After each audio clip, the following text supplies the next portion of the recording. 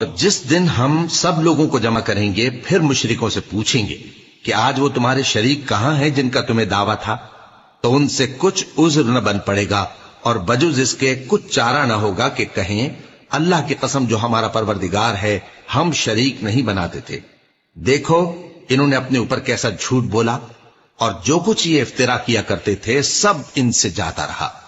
اور ان میں بعض ایسے ہیں کہ تمہاری باتوں کی طرف کان دھرتے ہیں، اور ہم نے ان کے دلوں پر تو پردے ڈال دیے ہیں کہ ان کو سمجھ نہ سکیں، اور کانوں میں بوجھ ڈال دیا ہے کہ سن نہ سکیں، اور اگر یہ تمام نشانیاں بھی دیکھ لیں تب بھی ان پر ایمان نہ لائیں،